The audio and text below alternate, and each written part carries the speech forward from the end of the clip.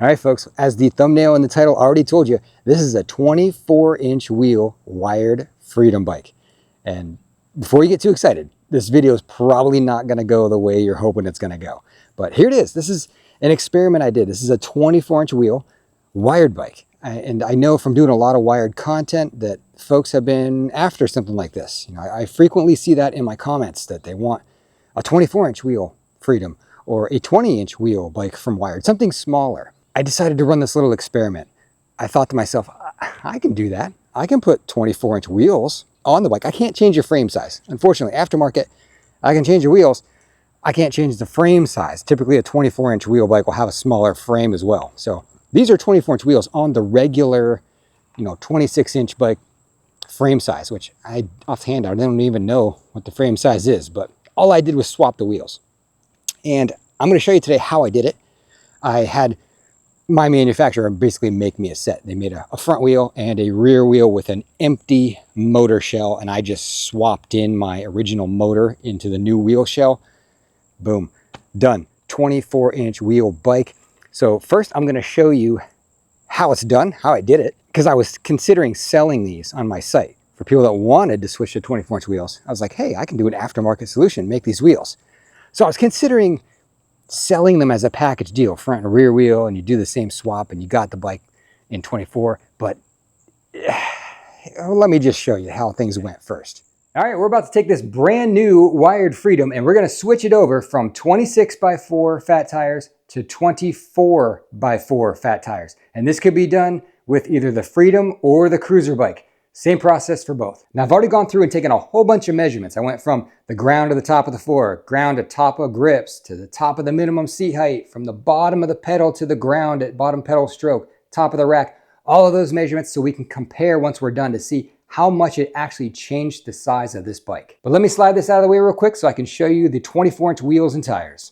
Well, here's our 24-inch wheels. Now, if I were to sell this as a package deal on my website, this is what you would get.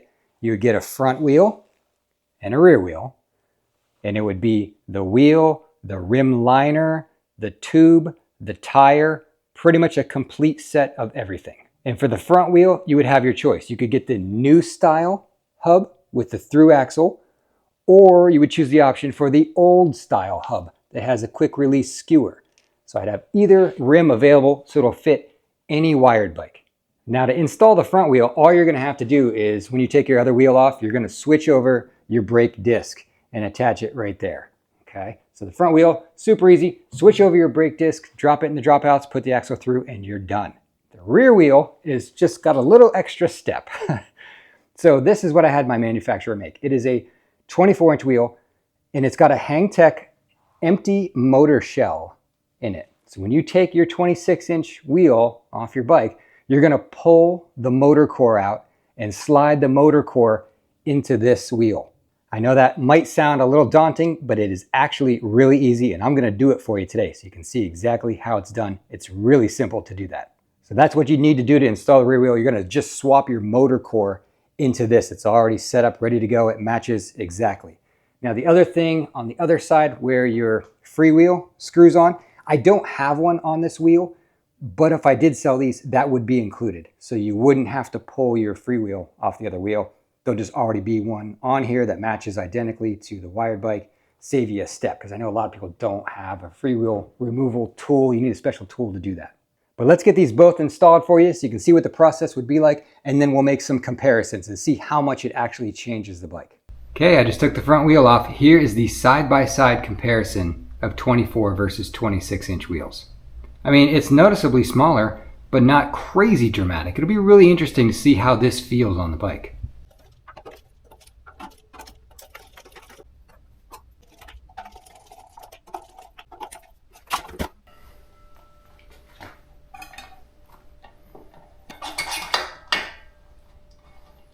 Now to get the rear wheel off, we're going to have to cut these zip ties, free up this motor plug to come undone. Looks like 3 of them. Hold that on, and then we're going to disconnect the motor. I already took the battery out, and I also held the power button for a second to take all the juice out of the system before I disconnected this. Now I just got to take off axle nut,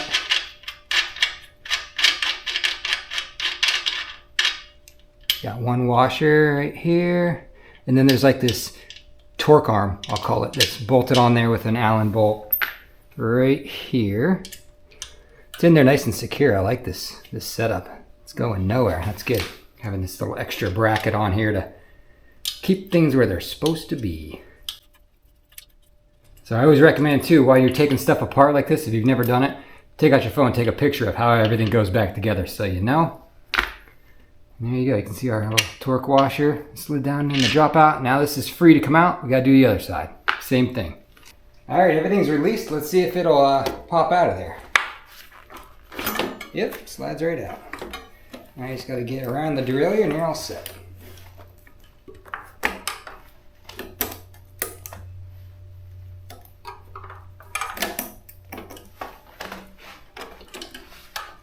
Here we go. Next task, we're going to take this motor core out of our 26-inch and swap it into the empty shell of our 24-inch wheel. And I'll probably take that brake disc off of there just to get it out of the way and give you guys a better view of what's happening here. All right, we got the disc out of the way. Next, we got to pull this motor core. And there are 9 of these little hex head bolts holding this core in there. So let's take those off. Now this would also be the same process if for some reason your motor ever went bad and a company sent you a new motor core. This is what you would have to do to get it in there. You have to pull the old one out, swap the new in. It's not that bad. But these are fairly tight. They must be in there with some good Loctite. I'm going to take my time because I don't want to strip any of the heads of the bolts off. All right, found myself a ratcheting tool to make this go a little faster. Okay, that is all 9 of those screws. Time to get the core out. Get this stuff out of the way.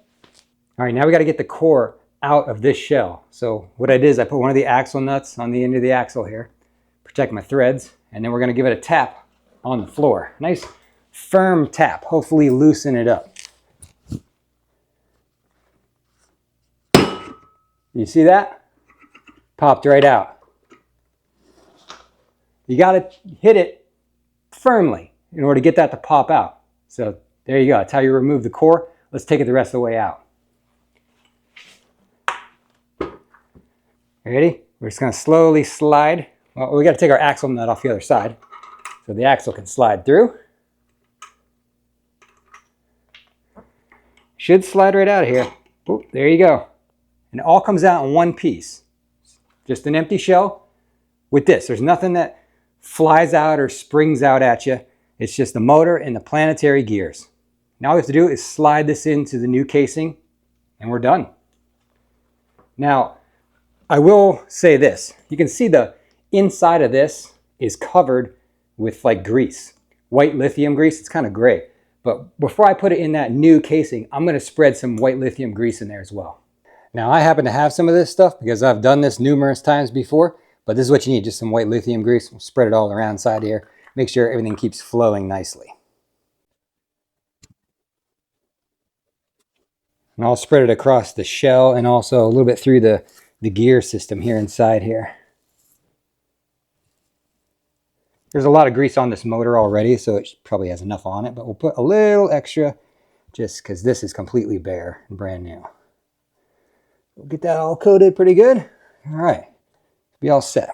All right, now this is kind of a tricky part because you got to get the planetary gears on this motor right here lined up with the gear, the big large gear that's inside there.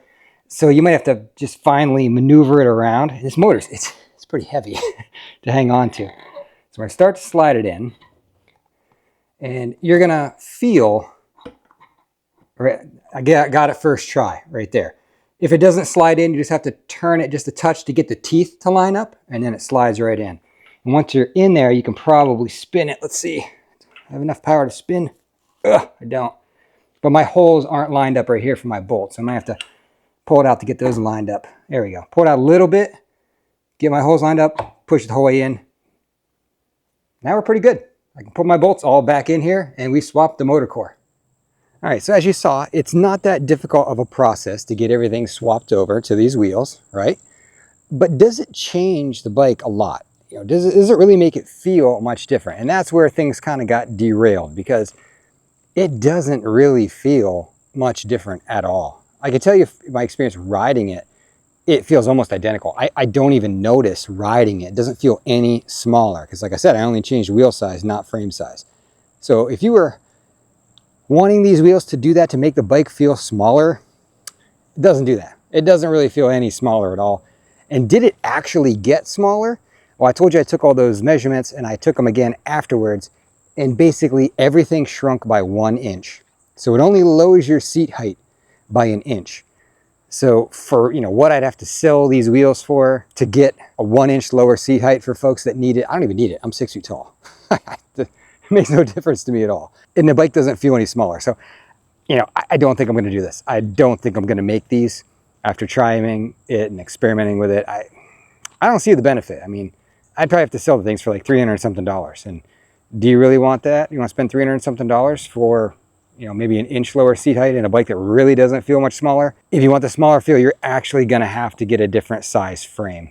But we can go out and ride it and show you what it's like. I mean, it's pretty much the same. It doesn't really feel like it rides any different. Is it torqueier with a smaller wheel? I mean, it feels pretty snappy. I won't lie. It may have gained a little bit of torque because it hits pretty hard off the line. But on the other side of that is, did it lose any top end speed? You know, smaller wheel diameter, in theory, it should actually go slower top speed. I've already gone in and changed the wheel size down to 27 instead of 29, because that's the overall height of the new wheel tire package, 27 inches from ground to top of tire. But it's, I mean, it's got a pretty good kick in. I mean, the bike always has a pretty good kick, so it's kind of hard to tell if it may be just a hair snappier. But we can go out and test the top speed and just see if it has a similar top speed for you. I mean, if people still really were interested in this, I would consider making some sets, but I just don't see the benefit. Maybe Wired will make one with a smaller frame at some point. All right, looks like traffic's not coming. We'll just jump out here real quick. Top speed before was, I think, 41.5.